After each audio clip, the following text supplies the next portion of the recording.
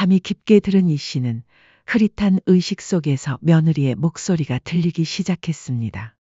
어머니, 어디 나가신 거예요? 잠에서 깬 이 씨가 여기 있다라고 말하려던 찰나. 뭐야? 늙은이 진짜 어디 나갔나 보네. 그리고 이내 들려오는 며느리의 통화 소리에 이 씨의 심장이 쿵 하고 내려앉았습니다. 야, 진짜 미쳐버리겠어. 노인네 하나 때문에 집 분위기가 노인정 같다니까? 하, 우리가 뭐 대단한 도움받았다고 맨날 간섭하는 거야. 시키는 일이나 제대로 할 것이지. 설마 며느리가 이런 생각을 가지고 있을 줄이야. 뒷방 늙은이가 눈치도 없이 자꾸 이래라 저래라. 아, 차라리 어머니가 콱 사라져버리면 속이 다 시원하겠다. 어차피 집이고 재산이고 다 우리거나 다름없는데 뭘. 어머니가 사라진다고 달라질 게 있나? 오히려 속만 편해지지. 며느리의 차라리 사라져줬으면 좋겠다는 말을 듣는 순간 이 씨는 온몸에 소름이 돋았습니다. 억장이 무너지고 피가 거꾸로 솟는 기분이었죠. 좋아. 그렇게 내가 사라지는 게 소원이라면 그 소원 내가 들어주마. 그날 밤 이 씨는 밤새워 수십 년간 모아둔 비상금 통장과 아파트 등기 권리증을 꺼냈습니다. 안녕하세요. 이 사연의 주인공은 70세 이양숙 씨입니다. 서울 도심 한복판 고즈넉한 한옥의 정취를 간직한 한식당은 이 씨의 삶 그 자체였습니다. 50년 평생을 오직 그 한식당에 바쳤고 숱한 역경 속에서도 그녀만의 고집스러운 손맛으로 이름을 알렸죠. 그녀의 손끝에서 탄생한 음식들은 단순한 끼니가 아니라 잊혀가는 고향의 맛이자 어머니의 정성이었습니다. 하지만 세월의 흐름 앞에 이 씨도 은퇴를 결정했습니다. 평생 모은 돈과 가게를 정리한 거금은 고스란히 외동아들 준호에게 향했죠. 갓 결혼한 아들이 고급 한식 파인 다이닝을 열겠다며 도움의 손길을 내밀었을 때 이 씨는 마지막 남은 재산까지 탈탈 털어 아들의 꿈을 전폭적으로 지원했습니다. 준호야, 내가 평생 모은 돈이니까 꼭 성공해야 한다.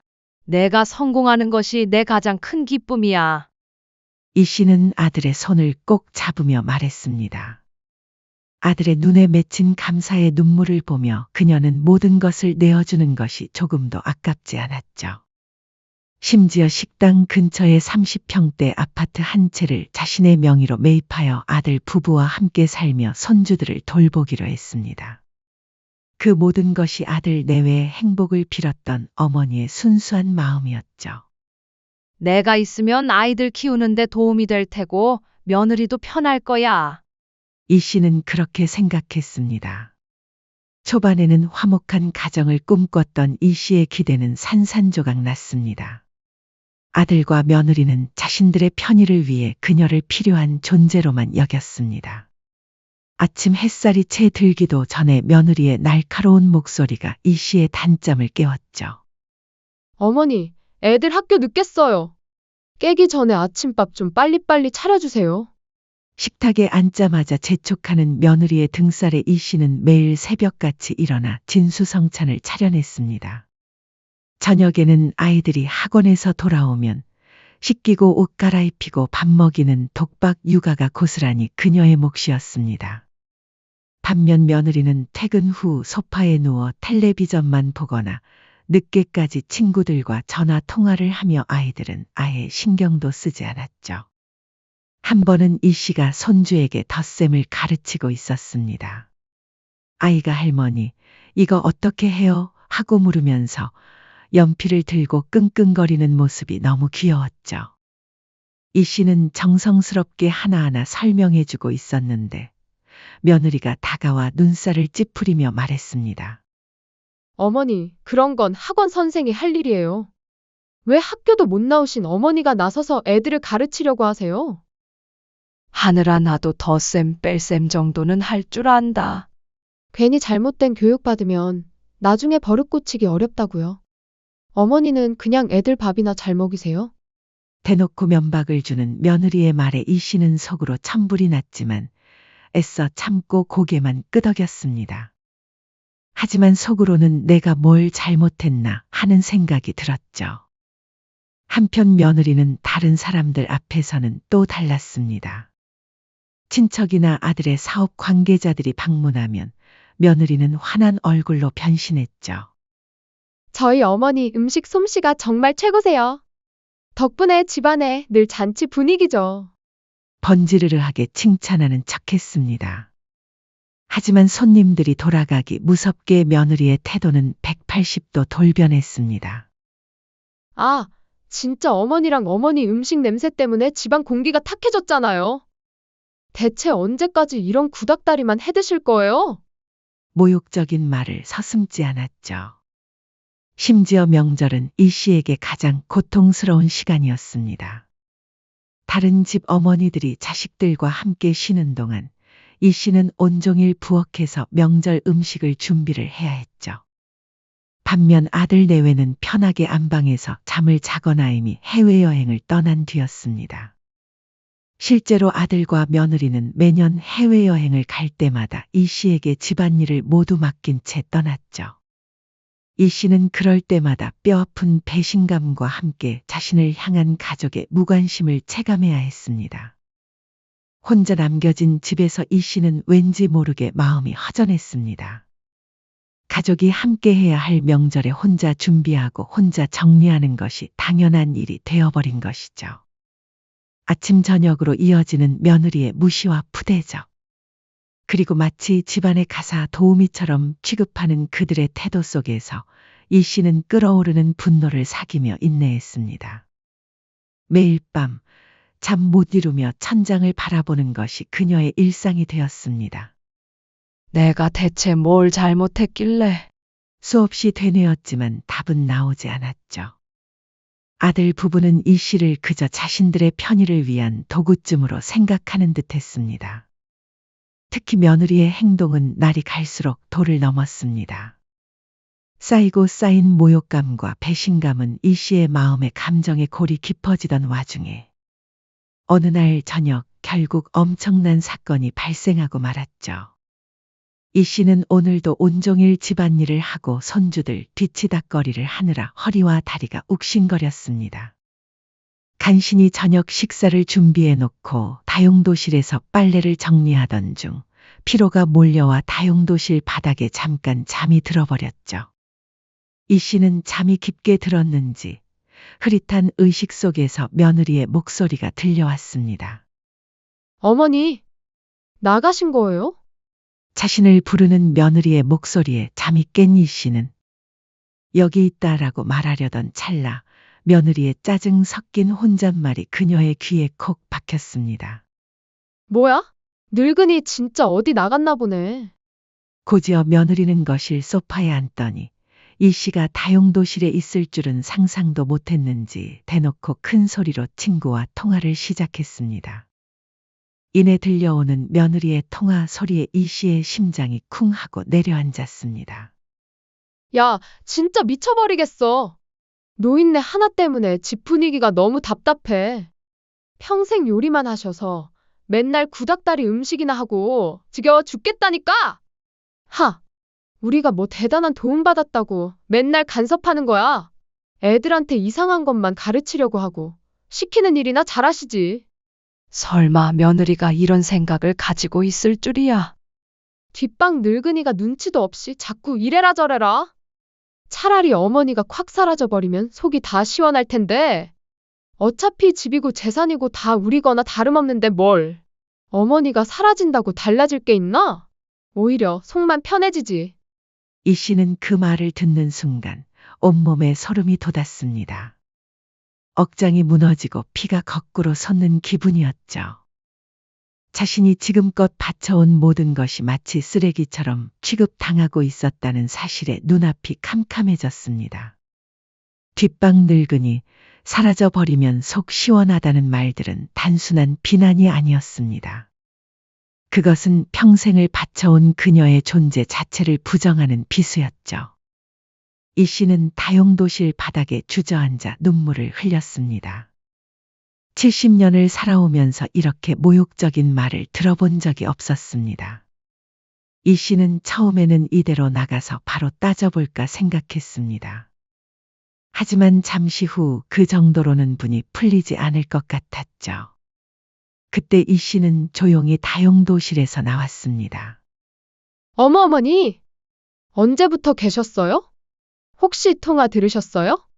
며느리가 화들짝 놀라며 물었습니다. 아니 못 들었는데 내가 다용도실에서 깜박 잠이 들었지 뭐니 방금 일어났어. 이 씨는 태연하게 웃으며 대답했습니다. 하지만 그 웃음은 복수를 다짐한 차가운 미소였죠. 아, 아무것도 아니에요. 친구랑 그냥 이야기 좀 했어요. 며느리는 안도의 표정을 지었지만 이 씨의 마음속에는 이미 계획이 시작되고 있었습니다. 그런 말까지 들은 이상 이 씨는 이제 더 이상 참을 이유가 없었죠. 좋아. 그렇게 내가 사라지길 원한다면 정말로 사라져줘야지. 지금까지 날 그렇게 무시했으니 설마 내가 이럴 줄을 꿈에도 모르겠지? 그날 밤 이 씨는 밤새워 수십 년간 모아둔 비상금 통장과 아파트 등기 권리증을 꺼냈습니다. 아들의 식당 창업에 투자했던 금액을 명확히 증명할 수 있는 모든 증빙 서류들까지 꼼꼼히 정리하기 시작했죠. 내가 투자한 돈이 얼마인지, 이 아파트가 누구 명의인지 말 안 하니 아주 새까맣게 잊고 살았나 보네. 이 씨는 아무에게도 알리지 않고 아파트를 급매물로 내놓았습니다. 이 모든 과정은 철저히 비밀리에 진행되었죠. 변호사를 통해 자신의 모든 재산을 처분하고 아들에게 투자했던 금액을 차용증을 기반으로 한 법적 절차를 준비했습니다. 며칠 동안 이 씨는 평소와 다름없이 행동했습니다. 아침 일찍 일어나 밥을 차리고 손주들을 돌보고 집안일을 했죠. 하지만 속으로는 차근차근 계획을 세우고 있었습니다. 어느 날 며느리가 이 씨에게 통보하듯 말했습니다. 어머니, 저희 친정 식구들이랑 다음 주에 제주도로 여행 갈 거니까 그때 집이나 잘 지키고 계세요. 아, 그래? 며칠이나 갈 건데? 일주일 정도요. 어차피 어머니는 평소에도 하시던 거잖아요. 집에 혼자 계셔도 괜찮으시죠? 며느리의 말투는 마치 이 씨가 집을 지키는 것이 당연한 의무인 것처럼 들렸습니다.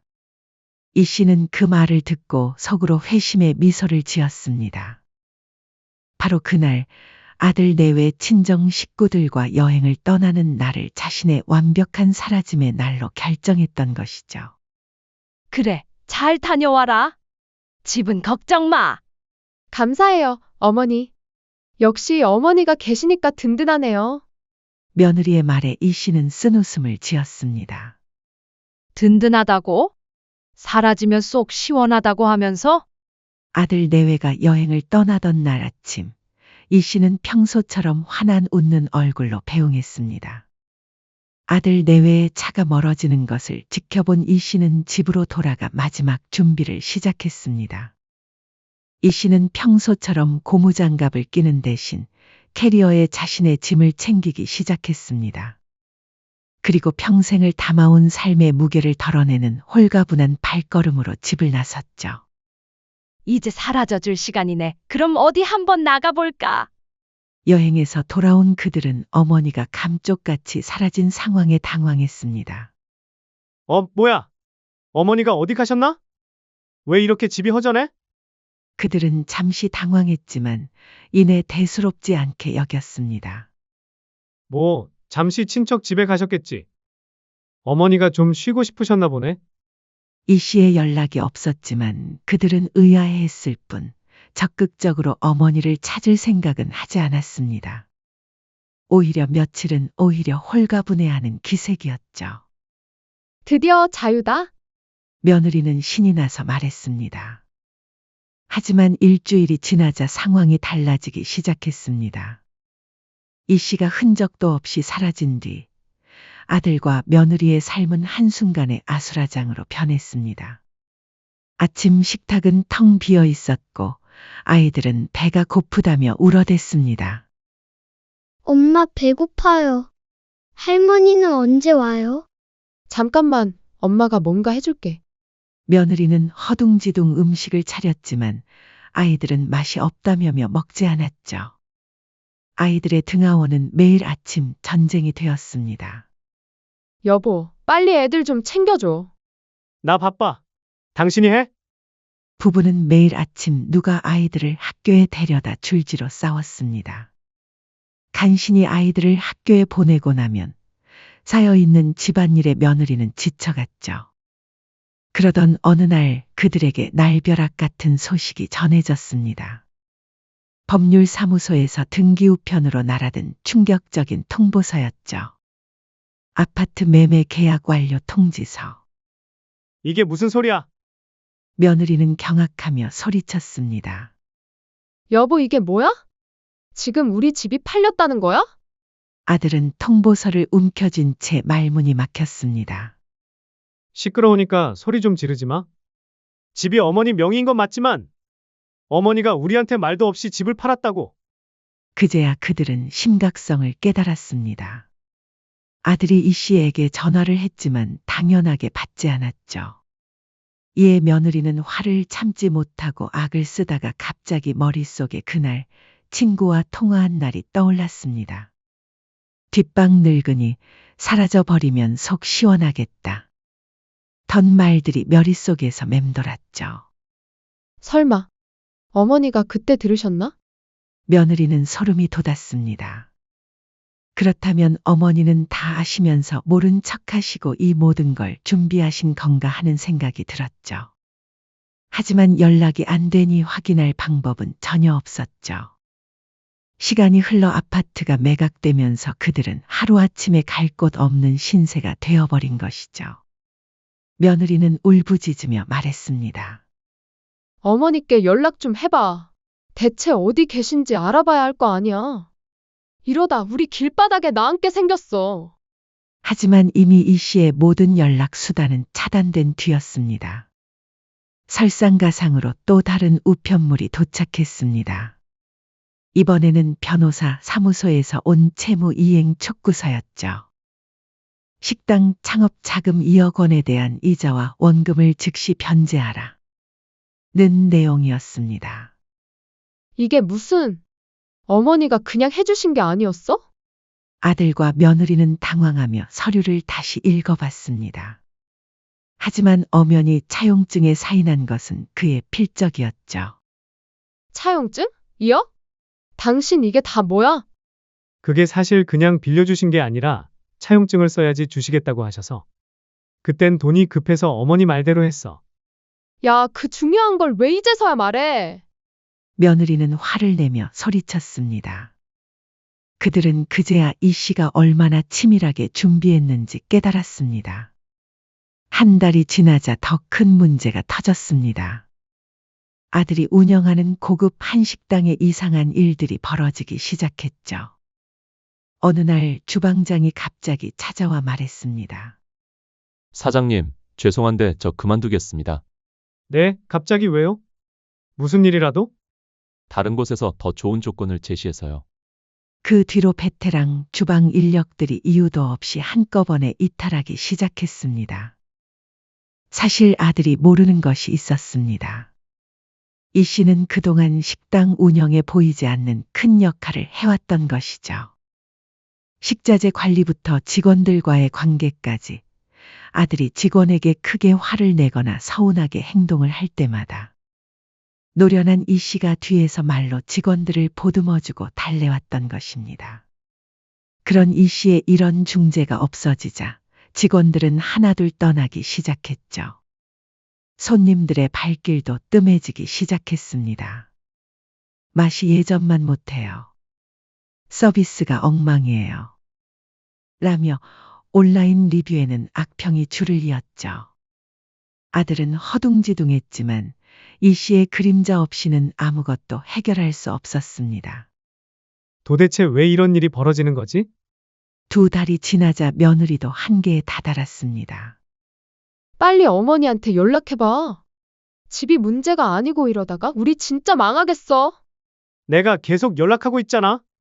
근데 어머니가 전화를 아예 안 받으시는데 나보고 어떡하라고. 부부는 매일 싸웠고 아이들은 돌봐줄 사람이 없어 방치되었습니다. 며느리는 절망하며 바닥에 주저앉았습니다. 우리 이제 어떻게 살아? 집도 없고 식당도 망했는데. 한편 식당은 직원들이 대부분 떠나면서 운영이 불가능해졌고 결국 문을 닫을 수밖에 없었죠. 사장님, 임대료가 벌써 3달째 밀렸어요. 밀린 거 언제 주실 거예요? 건물주까지 독촉하기 시작했습니다. 죄송합니다. 조금만 기다려주세요. 하지만 돈이 어디 있었겠습니까? 아들과 며느리는 절망에 빠졌습니다. 그들은 뒤늦게 이 씨를 찾아 나섰지만 그녀는 그림자조차 보이지 않았습니다. 아들이 친척들에게 연락해봐도 아무도 이 씨의 행방을 알지 못했죠. 이모, 혹시 저희 어머니 연락 안 받으셨어요? 향숙이? 한 달 전쯤에 이사 간다고 하더니 연락이 없네. 왜? 아, 아무것도 아니에요. 아들은 힘없이 전화를 끊었습니다. 며느리는 울면서 말했습니다. 어머니 돌아오세요. 제가 다 잘못했어요. 하지만 이미 늦었습니다. 모든 것을 잃고 나락으로 떨어진 아들과 며느리는 뒤늦게 어머니의 빈자리를 절감하며 피눈물을 쏟았습니다. 화려했던 삶은 한순간에 허망하게 무너져 내렸죠. 길바닥에 나앉게 생긴 상황 속에서 그들은 과거의 오만과 무지함을 뼈저리게 후회하며 서로를 탓하는 것 외에는 할 수 있는 것이 없었죠. 어머니, 어디로 사라지신 거예요? 당신이 그때 어머니한테 사라진 애 만에 그런 말만 하지 않았더라면 이 꼴은 안 났어. 나만 잘못이야? 당신도 어머니 무시한 건 마찬가지잖아. 그들의 절규는 공허한 메아리처럼 빈집에 울려 퍼질 뿐이었습니다. 이제 이 씨는 더 이상 그들의 어머니가 아니었습니다. 아들과 며느리는 어머니에 대한 오만과 무심함에 대한 대가를 혹독히 치르게 되었죠. 그 무렵 이 씨는 이미 한적한 시골 동네의 그림 같은 작은 집에서 새로운 삶을 시작하고 있었습니다. 그곳은 도시의 소음과 복잡함과는 거리가 먼 평화롭고 고요한 안식처였죠. 평생 한식만 고집했던 그녀는 이제 새로운 도전에 몰두했습니다. 지역문화센터에서 열리는 이탈리아 요리 학원에 등록해 파스타도 만들어보고 향긋한 올리브유와 허브 향에 흠뻑 빠져들었죠. 내가 알고 있던 세상은 정말 좁았구나. 이 씨는 자신도 모르게 중얼거렸습니다. 선생님, 이 올리브 오일은 어디에서 나는 거예요? 향숙님 너무 좋은 질문이에요. 이 씨는 호기심 가득한 눈으로 요리 선생님의 설명을 들으며 메모를 했습니다. 70세의 나이에도 배움에 대한 열정은 20대 못지않았죠. 나이가 들어서도 새로운 것을 배우는 기쁨에 충만한 이 씨의 얼굴에는 생기가 넘쳐 흘렀습니다. 서툰 손길로 파스타를 반죽하며 때로는 웃고 때로는 작은 실패에 아쉬워하면서도 그녀는 매일매일 더 넓은 세상이 있음을 깨닫고 배움을 즐거워했습니다. 단순한 요리를 넘어 예술 활동에도 빠져들었습니다. 마을 그림 동호회에 나가 유화를 그리며 취미 활동으로 생기를 찾았죠. 동호회 친구들과 나누는 대화는 언제나 즐거웠습니다. 가끔 이 씨는 마을 회관에서 어르신들을 위해 자신의 요리 솜씨를 재능 기부하며 따뜻한 정을 나누었습니다. 오후에는 동년배 친구들과 함께 오솔길을 산책하며 웃음꽃을 피웠습니다. 향숙 씨, 요즘 정말 밝아지셨네요. 뭔가 좋은 일이라도 있으세요? 글쎄요, 그냥 마음이 편해진 것 같아요. 이 씨는 맑은 공기를 마시며 답했습니다. 정말로 오랜만에 느끼는 자유로움이었죠. 몇 달이 지나자 이 씨의 새로운 삶에 대한 소문이 퍼지기 시작했습니다. 70세의 나이에 새로운 도전을 하는 그녀의 이야기는 많은 사람들에게 감동을 주었죠. 어느 날 지역 신문사에서 연락이 왔습니다. 혹시 저희 신문에 인터뷰 기사를 실어도 될까요? 나를 찾아 떠난 70대 요리사의 인생 이막이라는 제목으로 소개하고 싶은데요. 저 같은 사람이 신문에 나가도 될까요? 물론이죠. 많은 분들에게 희망을 주실 거예요. 이 씨는 잠시 망설였지만 결국 인터뷰를 승낙했습니다. 인터뷰 당일 이 씨는 자연스럽게 자신의 이야기를 들려주었습니다. 평생 남을 위해서만 살았는데 이제는 저를 위해서 사는 게 이렇게 행복한 줄 몰랐어요. 기자 앞에서 말하는 이 씨의 모습은 당당하고 자신감에 넘쳤습니다. 가족들이 그리우시진 않나요? 기자의 질문에 이 씨는 잠시 생각하더니 답했습니다. 그리운 건 사실이에요. 하지만 저도 제 삶을 살 권리가 있잖아요. 이 씨는 더 이상 낡은 부엌에 갇힌 초라한 어머니가 아니었습니다. 그녀는 밝은 얼굴로 새로운 요리를 배우고 친구들과 활짝 웃으며 자신의 삶을 온전히 즐기고 있었죠. 한편 친척을 통해 이 소식을 들은 아들과 며느리는 충격에 빠졌습니다. 현재 그들의 상황은 말이 아니었습니다. 며느리는 생계를 위해 편의점에서 아르바이트를 하고 있었고 아들은 늦은 나이에 다른 사람의 식당의 말단 직원으로 들어가 온갖 고생을 하고 있었죠. 저 사람이 정말 어머니야? 며느리 역시 믿을 수 없다는 표정으로 신문 기사를 바라봤습니다. 며느리는 낡았다고 구식이라고 무시했던 어머니가 자신보다 더 나은 삶을 사는 모습을 보니 배가 아팠습니다. 그들은 수소문 끝에 이 씨의 위치를 알게 되었고 곧바로 그녀를 찾아갔습니다.